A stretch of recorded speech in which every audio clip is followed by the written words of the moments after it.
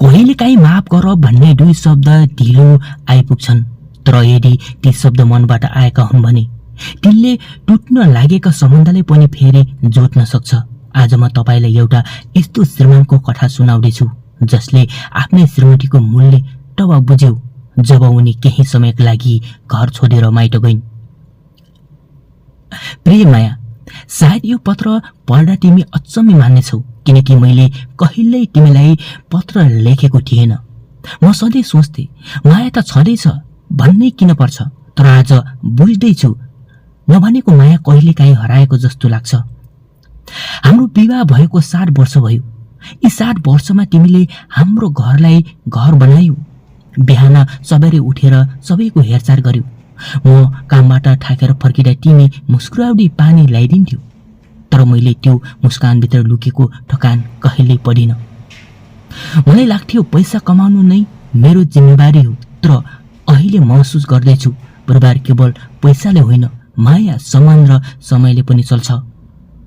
म धेरै पटक रिसाए, साना कुरामा ठुला आवाज उठाए, तर तिमी चुप लाग्यौ। म त्यसबाट आफ्नो जित सम्झिन्थे। आज थाहा भयो त्यो मेरो जित होइन, तिम्रो सहनशीलता थियो। एक दिन तिमीले शान्त स्वरमा भन्यौ, म केही दिन माइत जान्छु। मैले सामान्य कुरा ठाने, तर तिमी गएपछि घरको ढोका उस्तै थियो, भित्ताहरू उस्तै थिए, तर घरभित्रको न्यानोपन हराएको थियो।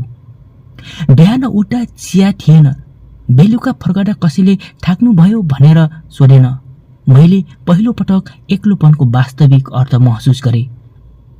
त्यही रात पुराना फोटो हेर्दै गर्दा हाम्रो विवाहको एउटा तस्बिर भेटे। त्यही हामी दुवै मुस्काइरहेका थियौँ। मैले आफैलाई सोधेँ, त्यो मुस्कान किन हरायो? उत्तर एउटै थियो, मेरो व्यवहार। मायाले कहिल्यै धेरै मागेकी थिएनन्। उनले केवल सम्मान, केही समय र 2 मिठो शब्द चाहेकी थिइन्, तर मैले ती सबै दिन सकेको थिएन। त्यसपछि मैले यो पत्र लेख्न थालेँ।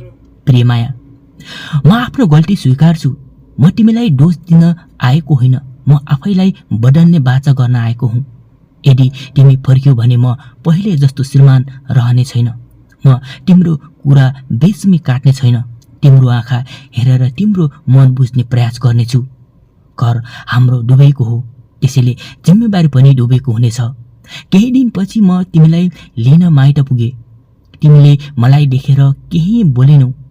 मैले पनि धेरै लामो भाषण गरिन। मैले केवल एउटा पत्र तिम्रो हातमा राखेँ। तिमीले चुपचाप पढ्यौ। पत्र सकेपछि तिम्रा आँखाबाट आँसु झरे। मेरो पनि आवाज रोकियो।